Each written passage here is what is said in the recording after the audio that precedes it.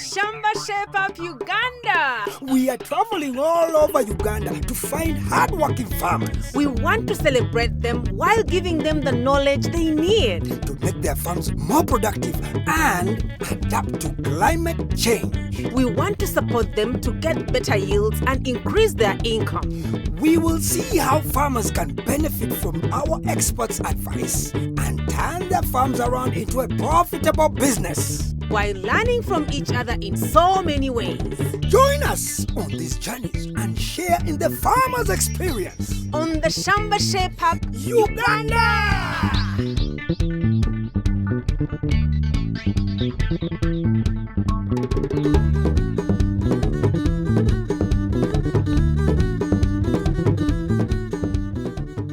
Today, we are in Abongoruuot village, Kangai Town Council in Dokolo District. Our farmer today is 25-year-old Amede Esther. She is married to Enabu Abel and they have 2 children. Abel's job takes him away from home for long periods of time, leaving the responsibilities of running the 4-acre farm to Esther. On the farm, she grows sunflower, soya beans, maize, sweet potatoes, and cassava. To earn extra income, Esther runs a retail business in her house and also does hairdressing on the side. Esther, yes. So how long have you been doing this, you say? 3 years, yes. And which types do you do? Pencil, 3, even locking. Maybe we'll lock this one later. Yes. Yes. Madam Esther. Yes. Oh, wait a second. No, we're about to finish. We have a lot of stuff. A few more minutes. We don't have minutes. Madam Esther, so what made you do a saloon, then farming? How do you handle both the businesses? If I'm in the garden in the morning, then in the hair I come in the evening. Yes. Okay, sometimes I need to get money. Yeah, because, sometimes farming can delay. Yeah, saloon can be fast. Somebody comes, so can give me money. So that I can even help with the other farming. Oh. And what challenges do you have? The challenges I get, like rain sometimes come back late, and sometimes the sun is also too much. Maize. I don't have a store. Hey, where do you keep the maize? I share with my mother-in-law, and that is a bedroom even. Guests come, they have to go and sleep on it. They sleep on the maize? Yeah. That's serious. Yeah. Esther, yes? You don't have to worry because we don't come alone as Shamba Shape Up. We come with experts that are going to give you the knowledge and help you need to do better, maybe even get a better store. Yes. Yeah. But let's first go and get them, then we come back. Okay. You don't move. Yes. Do what? Let's go. Thank you. Okay. Why I like farming? Farming, you can get money anytime. Maybe you have your maize there, somebody comes, give me some maize like that. But on hair, sometimes it's seasonable. When there are no customers of hair, I will get money on farming. How do you feel? I feel good. Don't I look pretty? Look at that. Okay, you look good, you look good. But back to business. You heard what Esther said. We have a lot of work to do today. Yeah, you're right, Frob. Especially with the storage for her produce after harvest. Me, I think I know what I'm going to do. Wait. Yeah.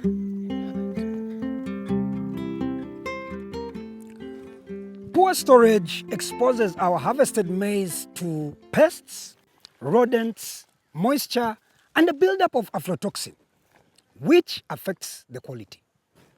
But what if we can solve that problem in the garden?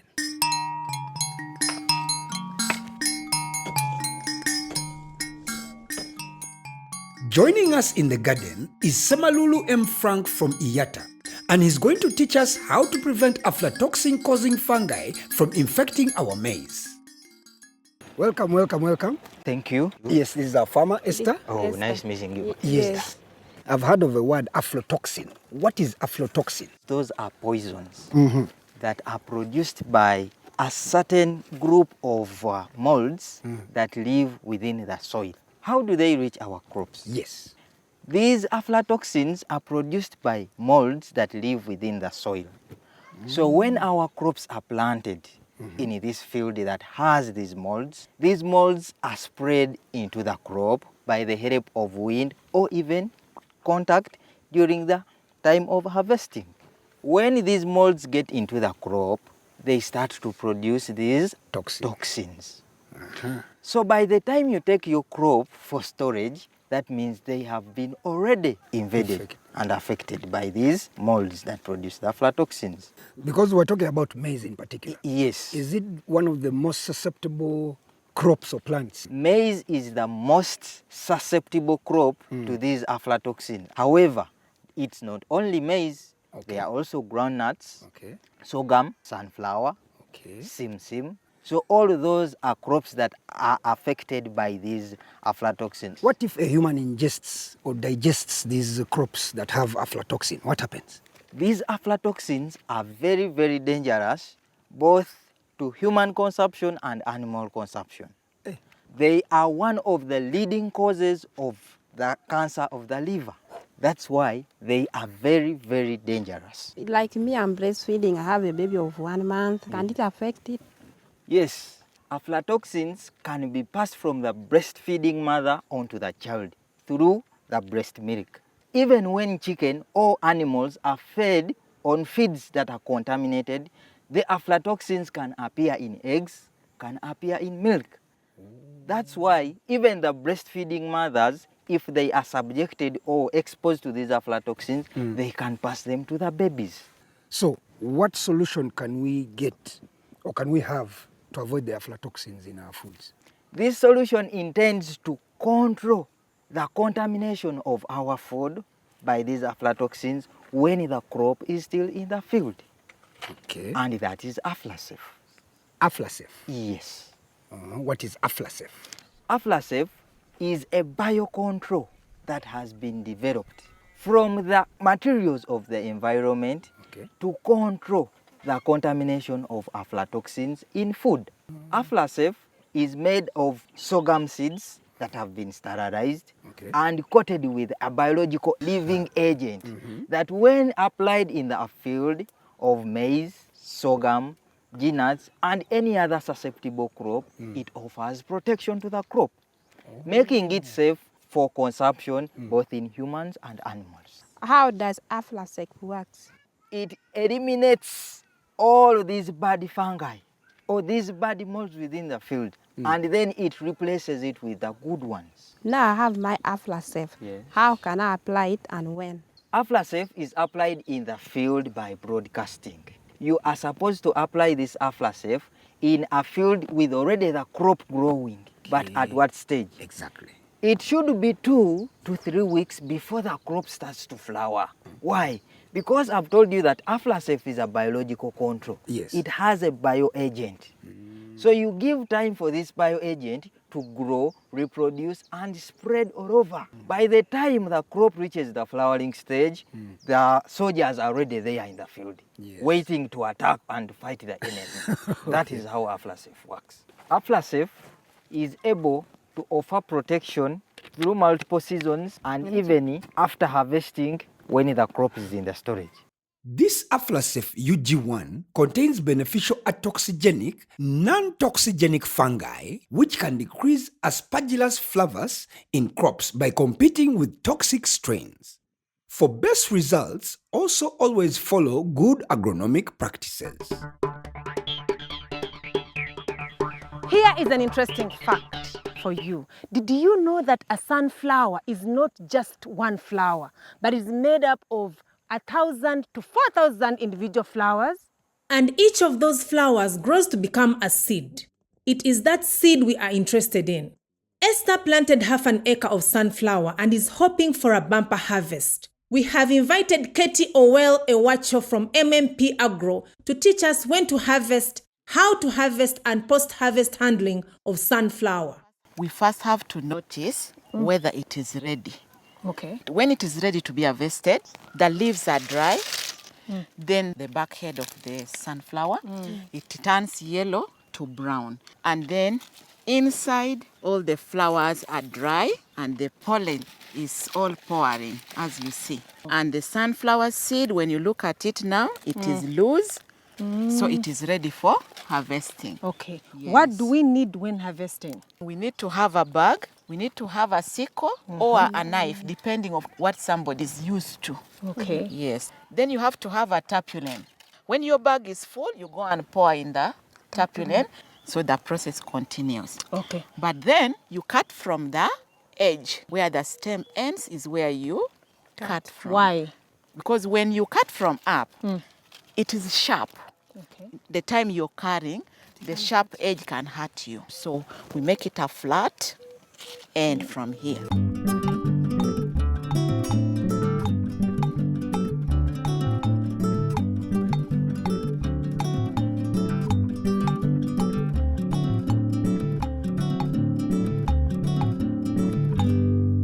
Ah, Katie, this is what you meant by tarpaulin. Yes. We keep it in the tarpaulin because we want to keep the good hygiene. The tarpaulin should also be clean. I have some farmers removing the seeds from the other end. Okay. So let me take you. We go and you see what they're doing. Oh, it would be nice. Let's go. Let's go.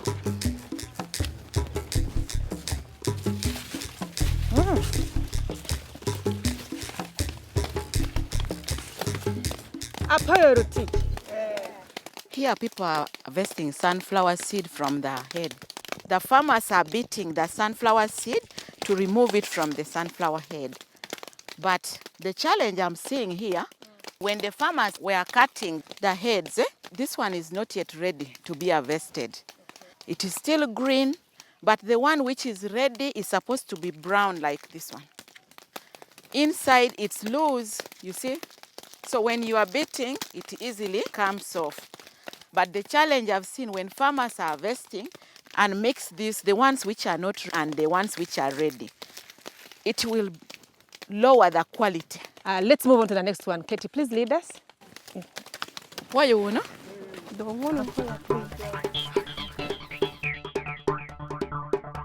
Katie, Yes, please. I know now this is sun drying. Is it done the right way?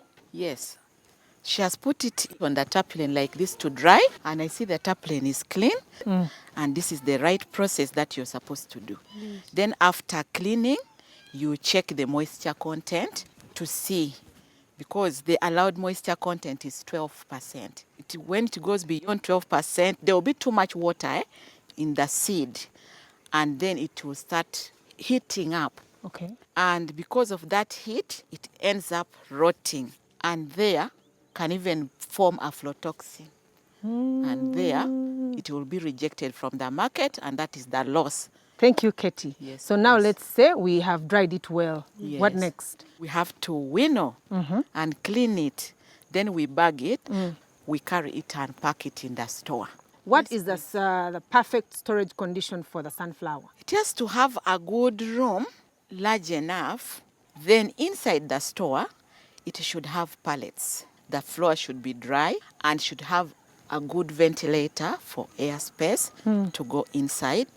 And also the ventilator should have mesh wires to avoid the rodents like rats from entering the store. And then the door, security-wise, because someone can break and steal your sunflower. Esther doesn't have a store to keep her produce. Good thing we have Caris with us, and he is going to put up a proper structure. To get more information, you can consult with Shamba by sending an SMS starting with the words SSU to 6115, together with your name and location to find the best solution for your soils.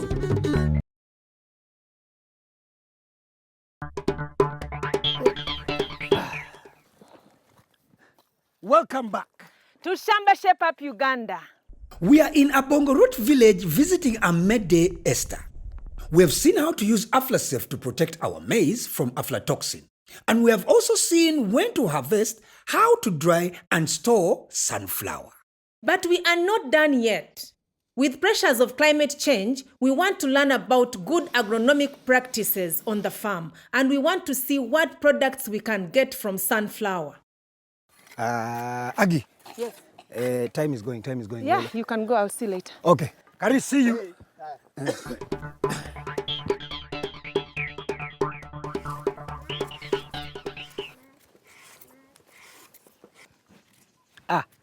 This is called getotere, a process by which you dry the sweet potatoes to preserve them for the dry season. Similarly, as a farmer, how do you prepare your land for the tough times ahead? Our expert, Omara Oscar from MMP Agro, is here to talk to us about good agronomical practices to weaken the effects of climate change on her farm. But wait, does Esther know about climate change? Yes. What is climate change to you? Climate change to me is like I'm seeing trees change, like those crops are even you're seeing there. Yes. Mr. Oscar. Yes, please. Give us a brief explanation. What do you think climate change is? It is a shift in temperature and weather pattern. I mean here, the hotness or the coldness of an environment or of a particular area, it has either increased or decreased. So Esther, Yes. now that you've understood climate change, Yes. how has it affected you as a farmer? The sun sometimes is too much.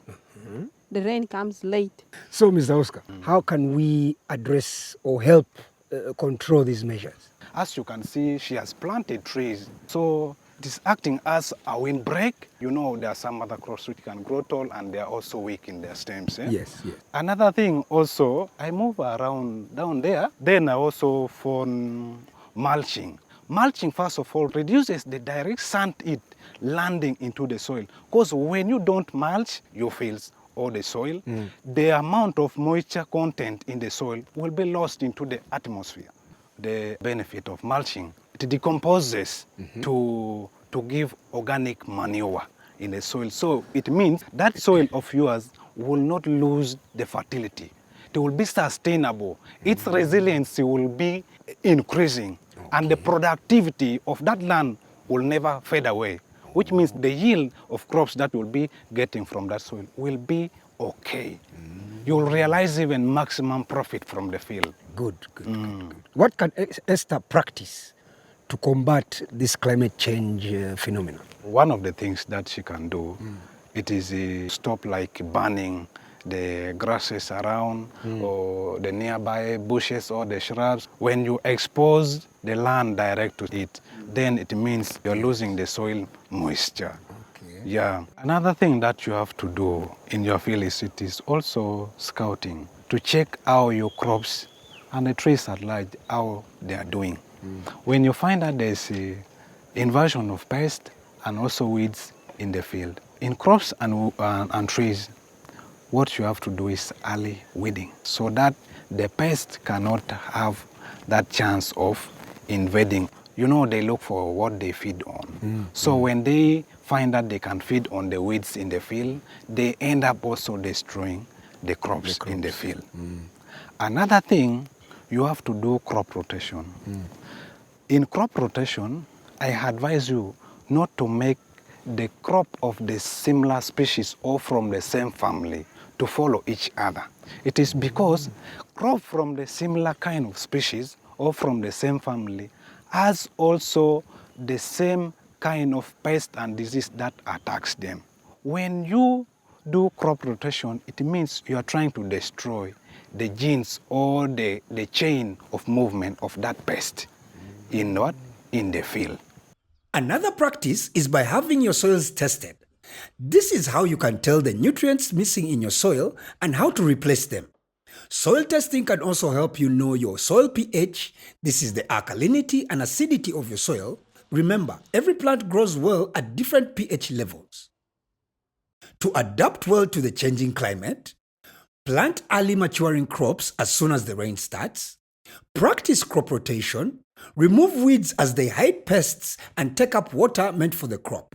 Intercrop plants that have different maturity periods. To get more information, you can consult the Shamba by sending an SMS starting with the letters SSU to 6115 together with your name and location to find the best solutions for your soils. The construction of the store is also going on smoothly. Caris has the walls up. These are to protect the produce from moisture and rain. He has put 2 windows to regulate the temperature since this area is prone to hot, dry seasons. Webale Caris, and see you later. In this last story, we are going to show you how smallholder farmers like Esther can benefit from working with big manufacturing plants. Follow me. We are taking Esther to MMP Agro Factory in Lira City to learn more about value addition. With the help of Okelo Samuel, a quality controller from MMP Agro, we are going to see how manufacturing benefits farmers. First things first, for safety regulations, we had to wear hard hats to protect our heads from falling debris and with coats to avoid contamination. So this is where we normally receive our grain from the farmers. When it's the season, the grains are packed here, up to here. So this is our feeding point. The process begins from here. We cut the bugs and we fill it here. It has a vibrator which keeps vibrating. The dust will be sucked using that to the dust room. The cleaning process starts from here. It cleans the dust, metallic substance, and also filth, the other product of the sunflower. We can have a manual look the other side. Okay. Right. Yeah.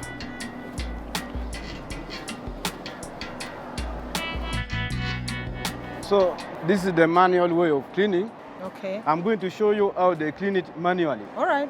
When we are cleaning manually, you scoop small one like this, pour it here. You just be shaking it. The filth will sink and the bigger particles we remove by hand. Pick like this one. After that, the clean seed will pour down here. We bag in the bags and we take for feeding point. Now I understand. I think this is where we are adding value to this sunflower. Right? But what is value addition? Value addition is when we clean and we change this sunflower to a better product which we can sell at a higher price. We clean this and we process it to oil of the quality, then we market it. What are those ways that farmers like Esther can benefit by working with a big plant like this one? Farmers can benefit from us because we train them, do the cleaning. After cleaning, the sunflower goes through the 2 machines that crush it to remove the seed cover. The oil is not yet purified. It goes through 2 more steps of decantation and refinery to get to the golden color we all know. This is our filling room where we do the filling and packing. Like today we are filling 5 liters bottles. This is semi-automated machines. If we are filling, like today we are filling 5 liters, we set it for 5 liters. Oh. So it discharges 6 bottles at a go. Okay. So from here, it is discharged to these reflectors. Okay, like here you can see, it is very clean. Yes. So the bottle will be conveyed up to where the caps are fitted. And we put the outer seal. After putting the seal, the oil is conveyed through the conveyor belt. The oil will come, and here, this is where we seal. We seal at a temperature of 25 to 35 degrees Celsius. Now here, the seal would have sealed when it passes here. From here, we do the printing where we print the manufacturing date, best before date, and batch number. Now from there, we are putting the stickers, the labels. You see? This is cool. And the process continues up to the packing. We are doing packing manually. And from here, we pack and we seal it. Okay. We seal the box. So after sealing, then we roll to where we store it for dispatch now to the depot. What? Wait. Caris, frog. Hey, Caris, well done. Well done. Oh my God, this looks good. Look at the store, is nice. Come and see this side. Come and see this side. Esther. I'm so happy about the store. Now having my own store. Thank you very much. You are so happy. How I'm are you? very happy.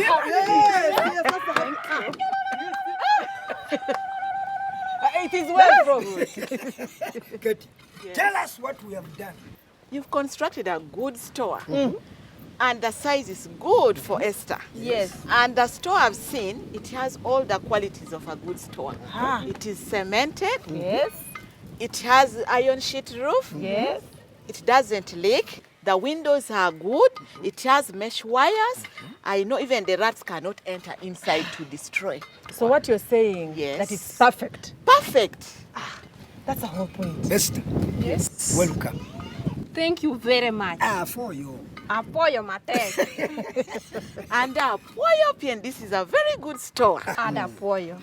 Esther, we have to leave because there's also another farmer we have to go and see Okay. if we can help. But thank you very much. Yes. Thank you. You're welcome. You're welcome. If you want to learn more about what you've watched on this episode, you can find it on Shamba. As for you watching at home, catch us on the next episode of Shamba Uganda. We're still. Karis, let's go. Bye. Bye. Bye.